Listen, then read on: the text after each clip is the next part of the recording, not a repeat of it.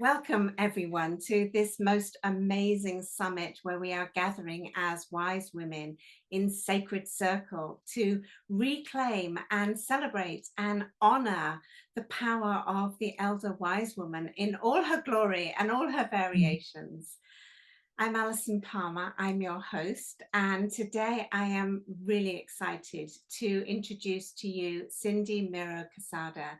Now, you can read her bio underneath, please do, because it really gives you a much better picture of all the wisdom and the juiciness that she does Mm. and that she's bringing to our circle. And just to give you a few words about her, she is the co-founder of the Heart of the Healer Shamanic Mystery School. She is a massive community alchemist, and she is absolutely passionate and committed to restoring the great cosmic mother as a place in our human hearts so that we can really bring her contribution to healing the degradation that we have done to the planet and the degradation of Gaia Pachamama and to womankind. So she's really passionate about this. So welcome, Cindy. Thank you so much, Allison, for having me on this very important summit that calls together women from the four corners. I truly appreciate it. I'd like to begin today with just a bit of a harmonization and a bit of an invocation for all of us to connect as a circle of sisters, if that's okay. So I invite all the women on this summit to just close your eyes for a brief moment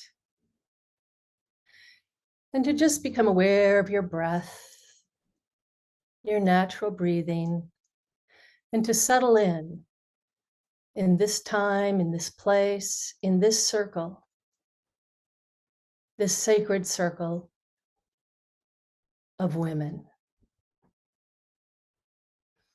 And please take in this invocation deeply into your hearts.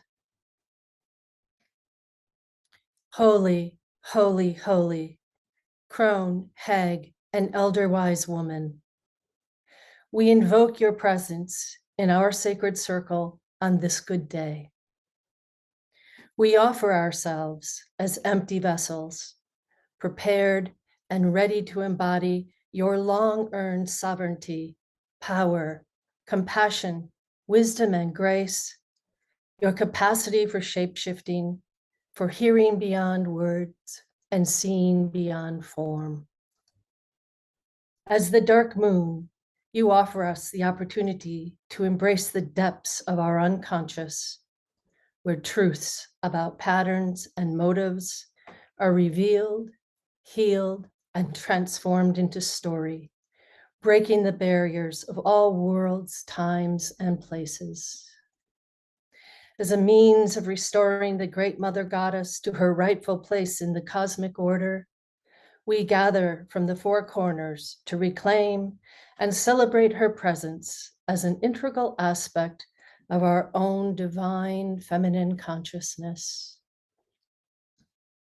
My dearest sisters, may you reclaim your holy crown of power from this moment forward. So mote it be.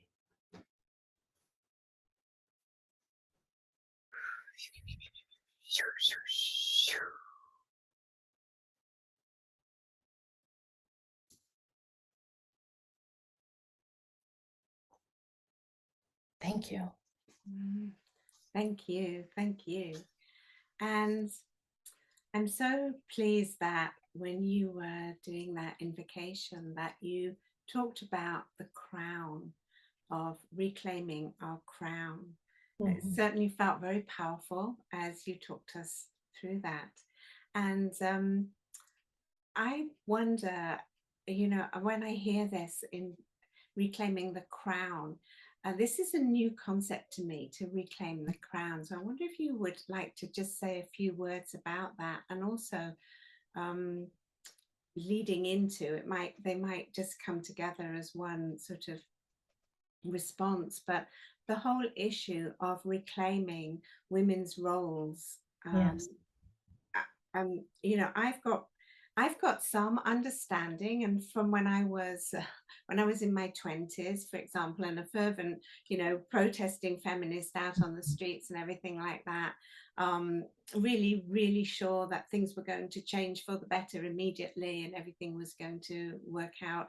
And, you know, here I am, 63, and just realizing that, you know, we seem to be taking massive steps backwards as well.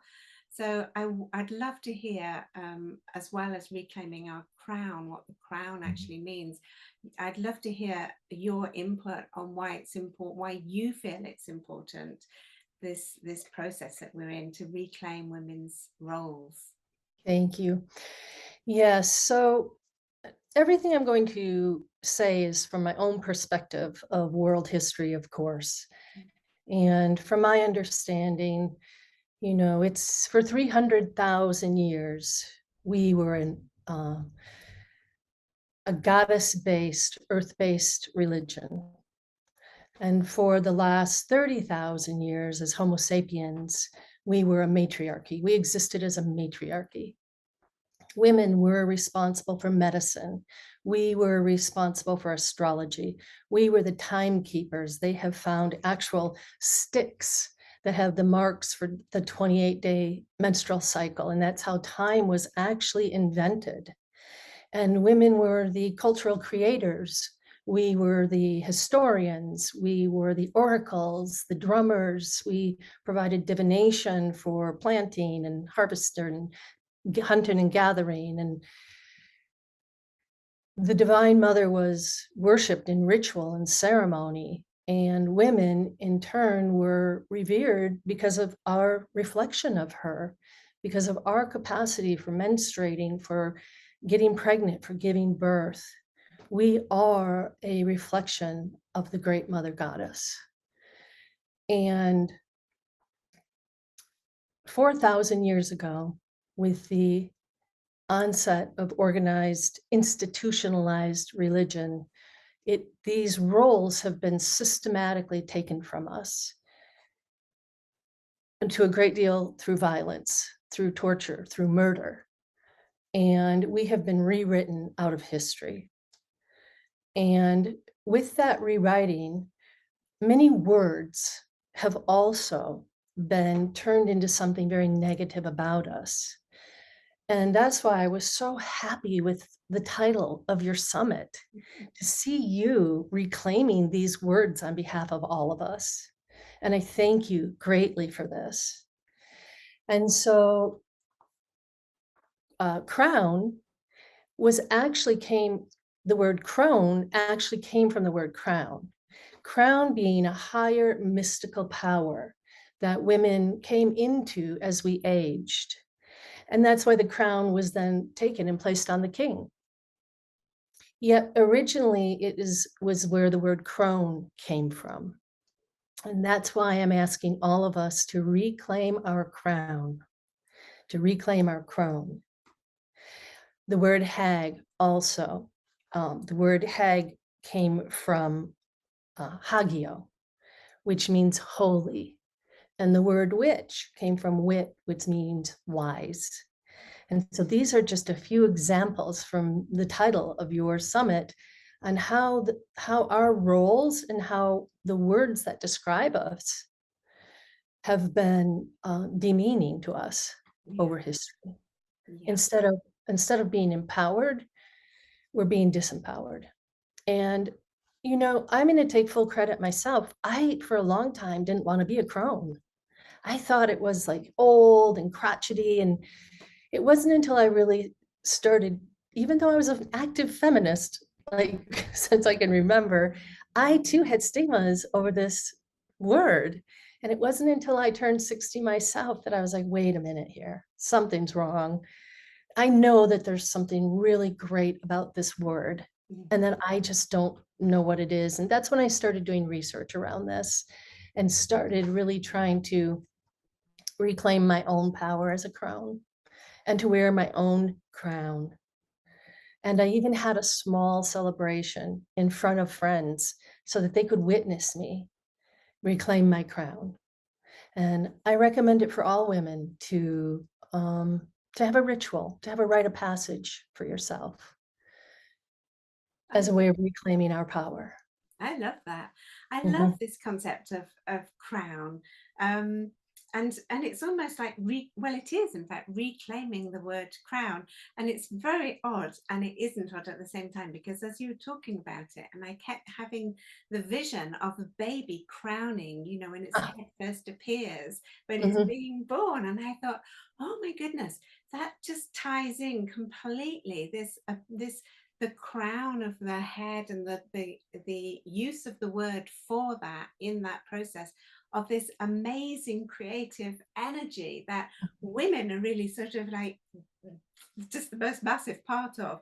And I just thought, oh my goodness, this is so amazing. Let's mhm. reclaim the word crown as well, so that it isn't that all tied up with royalty and Royalty. Mhm. oppression and all of that terrible stuff, but is to do with something else. And let's explore this and put the crown on our head, in an imaginary crown, and just what is that? How does Exactly. that feel? I just feel so lit up by it. It's really incredible. And I love your point about it, being available for all classes of women, all races of women. The crown, when it comes to royalty, is very elitist. Mm, Once again, it was something that was taken from all women of all cultures, all races, and given to just an elite few. And so I encourage all women to reclaim their crown. And let's take it back for the women, for the people, yes. versus just saying a few royalty have. What it really means is that spiritual wisdom, that higher spiritual wisdom. Let's take it, let's reclaim it. It's not for just a few, Mm. it's for everybody. Yeah, yes, absolutely. And it's very interesting actually in putting together this very summit, because I have had quite a lot of um, responses from people who also had difficulty with the words crone and hag. Both of those just were very difficult for some women, and some women chose not to be part of it because of those very words.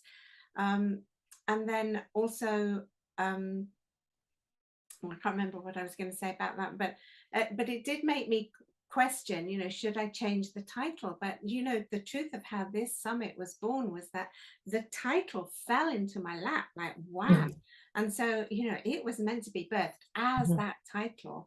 And I feel that it is, we talk about juicy crones, but mhm. it's more than juicy crones. It's just like this so amazing, like it's a could be a fierce crone, a fierce like, no, we're taking this back. This is however we say it is. And However we let's, say it is. yeah, let's reclaim it. Mhm. Um, Well, and I'm very grateful for the courage that you exhibited to stay with the title and call us together. So thank you. Because yeah, it does take courage. We have been systematically reduced and suppressed, and it's hard to go against that systematic um, suppression of who we are. yes. So it takes courage, and thank you. Well, thank you for being here. Um, so I really like what you say about share the need for us to, in this process, to be sharing our stories. And I particularly love how you weave that with reseeding the planet. So I'd love it if you could just talk a little bit about that, the importance of us sharing our stories, because we're kind of told that our stories are irrelevant beyond, well, beyond menopause, really. With sort of, Mhm. we are told it's all downhill from here, and Mhm. we know that it isn't, but there's still that immense pressure upon us to silence ourselves, I think. So yes, talk to us about sharing Right. our stories. So this comes from our stories being rewritten and taken from us. Whoever is in power is going to write history. Whoever is in power is going to write the story, write the narrative. And we haven't been in power for quite some time, for millennia. And yet we have our stories, and we have our stories of power, of sorrow, of compassion, of wisdom, of courage, of great lessons that we've learned in life. And yet I've spoken to many women who feel like they are receding as they get older, receding into the background. They don't feel noticed at restaurants. People don't turn their heads at them anymore the way they used to. And I've heard many stories about this. And this is when I came to thinking about the importance of claiming and bringing ourselves back to the forefront of who we are. Because if we don't do it, this society is going to continue to push us in the background. And so I began with a group of women talking about the importance of sharing our stories. And and through this sharing process, it's a very powerful embodiment experience. So being witnessed as we tell a story can be very empowering. And when we tell it to witnesses, it lands. It just lands in the body. And what I realized is as we tell our stories get planted into the Seke network of the earth, the meridian system of the earth, into the mycelium network, into that communication system that runs throughout Gaia Pachamama. So as we're walking our talk, as we're telling our stories, it goes down through us and gets through our feet, through our sacrum, gets planted into these earth communication systems. So as other people are also a part of this earth communication system, it is my hope that they then receive these stories themselves, and that this can act as a reseeding of divine feminine consciousness on the planet, that this can act as changing the collective consciousness on this planet in humanity, if just in subtle ways, even a thought they may not have realized they had, a heart opening they weren't expecting. It's very powerful. And the trees communicate with each other, and I'm always hugging trees and praying for the return of divine feminine consciousness, because I know those trees will send that into their own network, into the mycelium grid. And I have to believe that this is just a way we can make a difference, a way we can reseed the planet. Mm-hmm. And when we're younger, we give birth to ourselves. And when we're mothers, we give birth to children. Yet as crones and hags and elder wise women, it's our time to give birth to the planet. It's a good use of our time. Yeah. Oh, that's so beautiful and so powerful. And I really do believe that, quite a number of traditions as well have a very close relationship between the crone and the earth with nature. And so that really just speaks so well to it. It's more than speaks, it sort of energetically just folds in together and really speaks to us. I think deep inside of us, it totally makes sense that we are moving into, we have this period of our life can be a very long period. And if we are focusing on doing this and actually making this a conscious contribution to in this beautiful way as you've expressed, then how powerful that could be. The more and more of us who are actually owning this, reclaiming this power of communication. And what I love about the stories and sharing our stories is because our stories have been written out. It's almost like we don't really know what this is like. And so it's like when we open our mouth to speak, it's like, well, there's a lack of certainty there with the words that might come out, or the form it might take, or where you're going to go with with Mhm. a story, or your own personal experience, or your thoughts, or your inspirations, or whatever it is that you're sharing. And I really rather love that we are in this process of co-creating something that Mhm. we don't really know. We don't have a prescripted form or shape for it. Mhm. Really think that that's so Mhm. exciting. And look at how long stories of origin have survived in many tribal cultures. Yes. Story has always been so important for marking history and for um, speaking about our culture and those in our tribe. And they last. Stories last. You know, facts can be swayed and twisted and spin, yet stories from the heart, they last and they get passed on. And then we take those, if we take the time to tell not just each other and not just be witnessed by each other, yet tell those who are younger also. Yet I also feel it's really important that we don't share our wisdom as a means of going back. We share it as a means of informing the future. And so when I'm around women, you know, that are still in mothers and which are, you know, I love being in that energy. Yet I'm also very aware that the stories I tell can somehow inform the future they're creating because it really is in their hands as well. Mm. And not, you know, not try to say this is how it was in when I was young and this is how it should always be. Those aren't the stories I'm talking about. These are the stories that pearl of wisdom can be gleaned from and then extrapolated into another's life. Mm. Yes.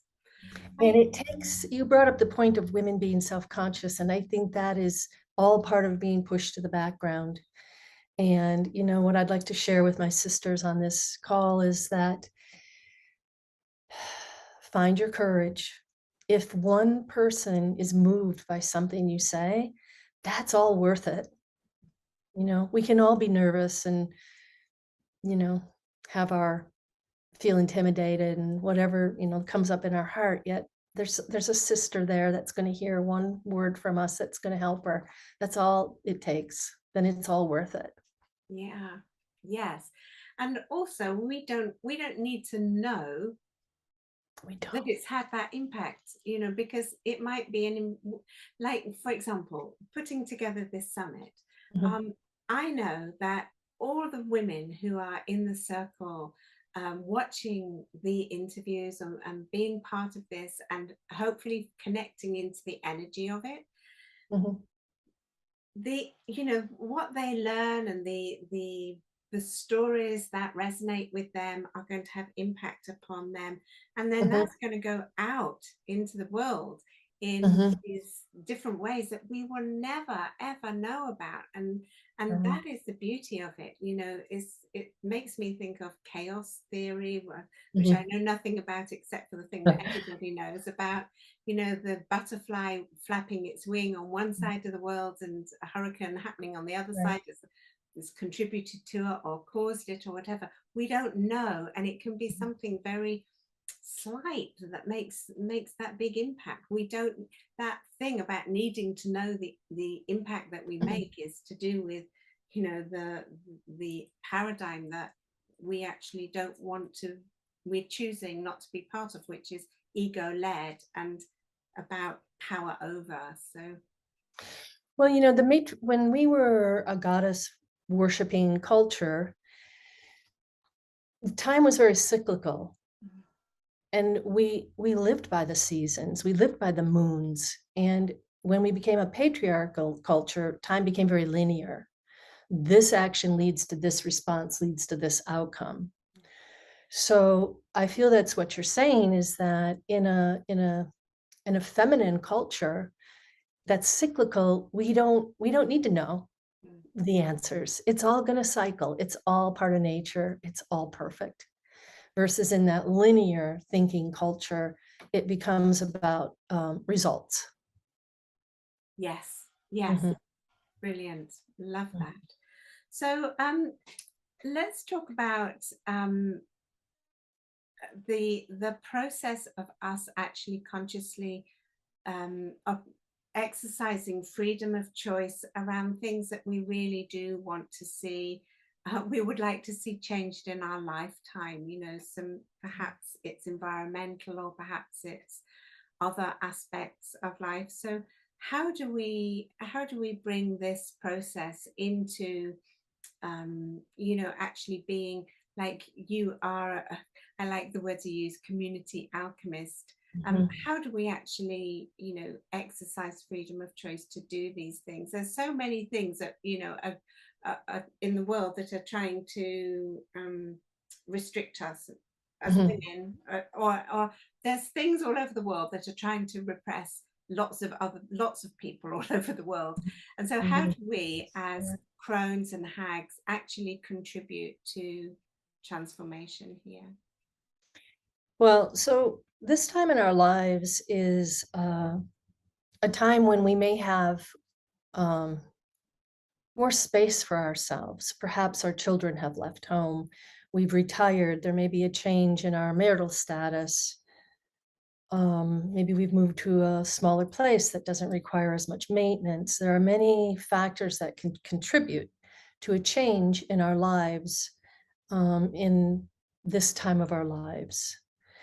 And my own experience has been that if I've had a lot more time for inner reflection and inner development, and really trying to find my passion. And, it was, I went through a morning when I no longer bled every month. And so it's been a deep internal process for myself going through menopause. And women didn't really want to talk about it. And I started bringing it up. And I started talking about things I was experiencing. And then I came to find out that most women are experiencing those things, and we just aren't talking about them. And even when we go to a doctor, oftentimes it doesn't even get diagnosed as menopausal issues. So during this time of deep reflection, I feel that many of us can get to the core of our passion moving forward, the core of how we want to serve moving forward. And I see that as a deep blessing as this in this time of our lives. And this could result in a career change.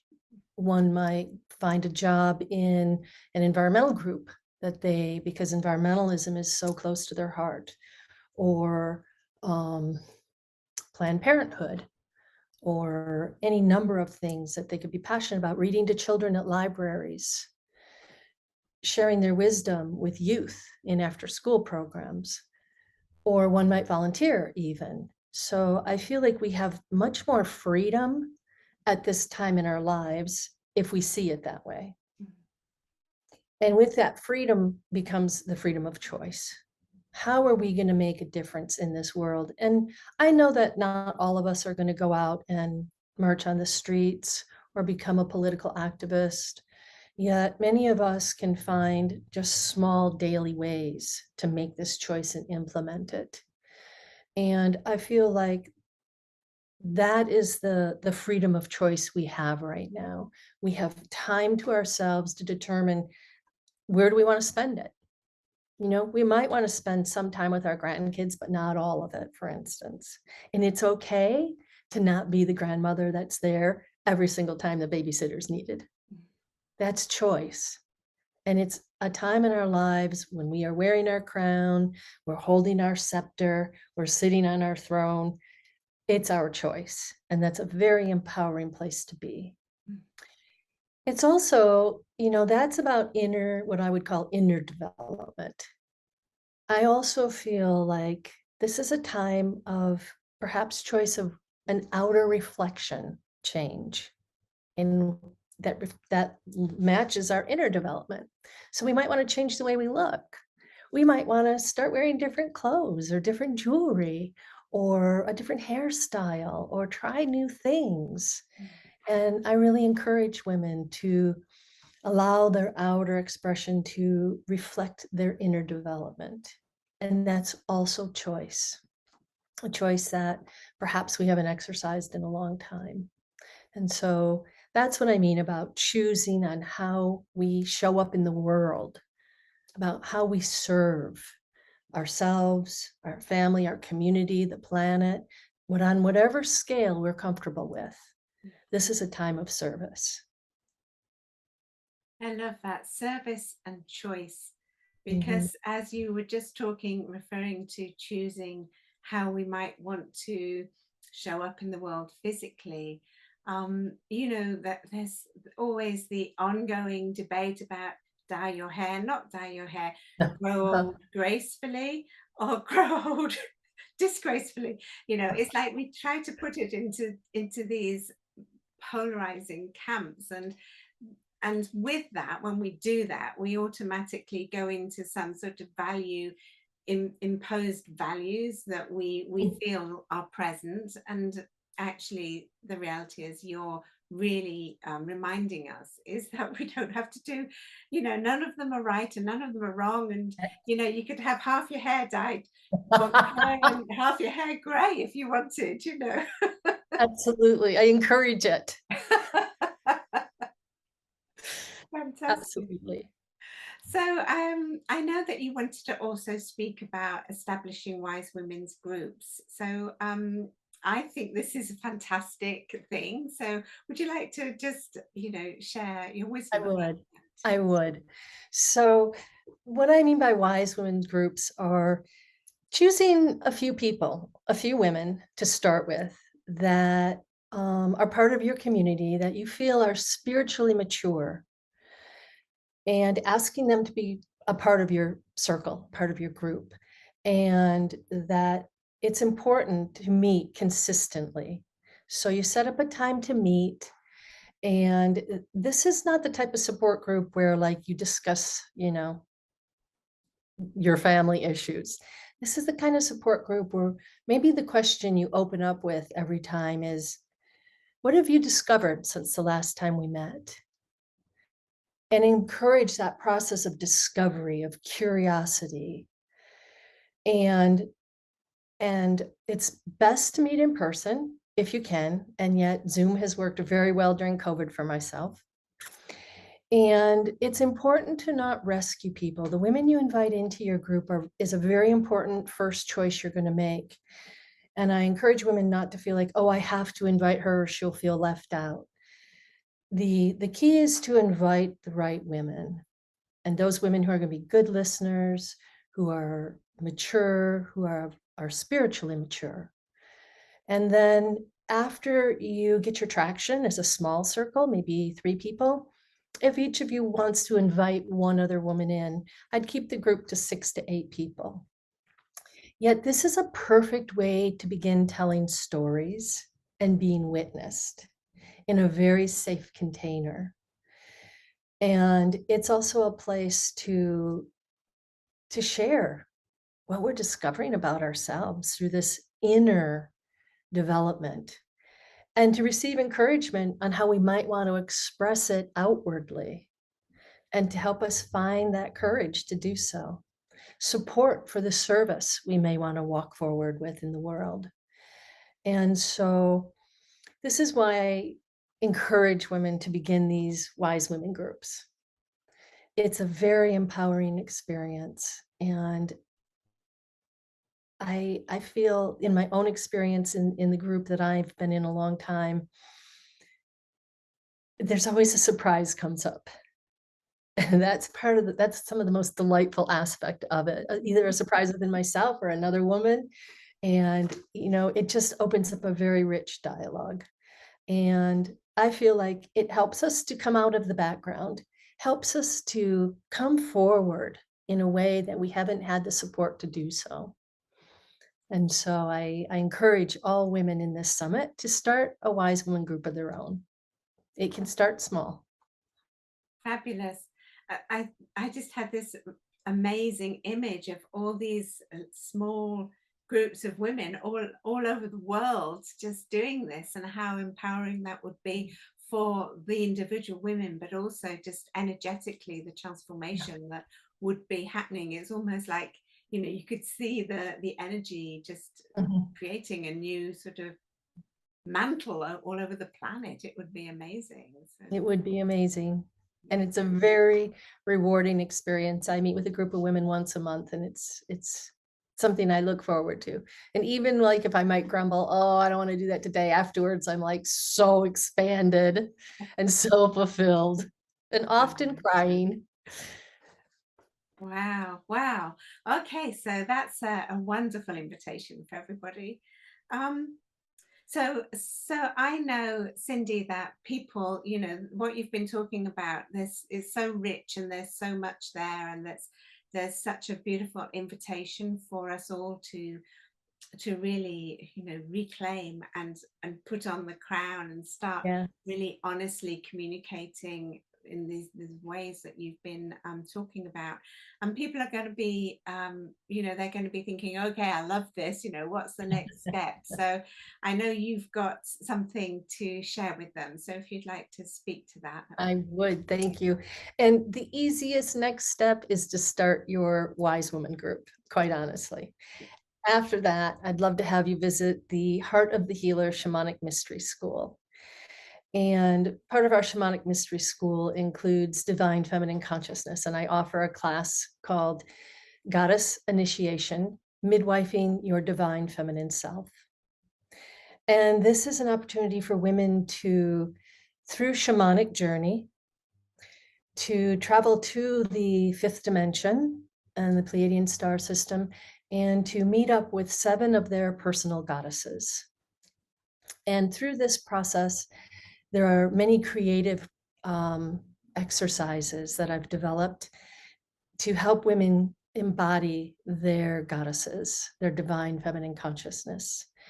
And what's different about this initiation is there are many classes you can take on goddesses, but you can learn about Isis, you can learn about Mary Magdalene, you can learn about, Lakshmi.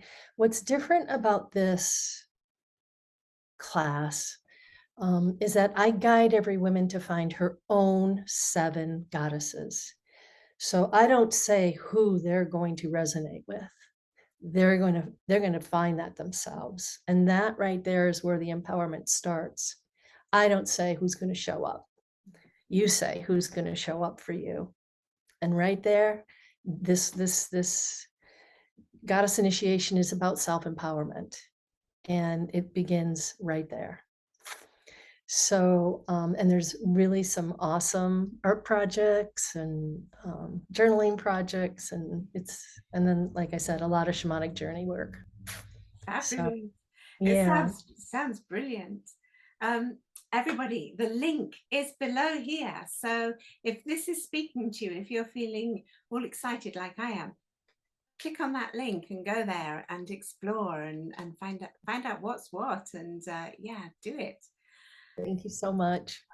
Yeah, Cindy, this has been totally wonderful. I feel just, I don't know, I feel excited and hopeful and enthusiastic, and I think hopeful is such a powerful thing, because it's so easy not to feel hope in this time.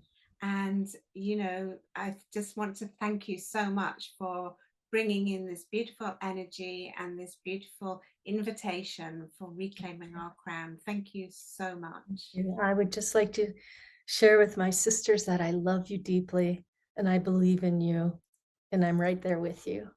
Thank you. Beautiful, beautiful. Thank you, Allison. Thank you. And everyone, thank you so much for joining us today. Don't forget the link underneath here, and start sharing your stories. Yes. Thank you. Bye, everyone.